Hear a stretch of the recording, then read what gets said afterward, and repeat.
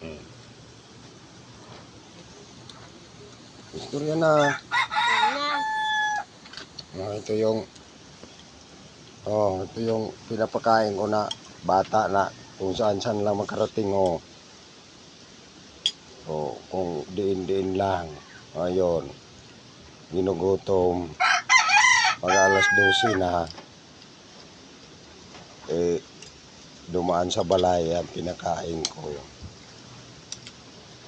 Dahil gingalig ito na bata kung saan makarating. Ito.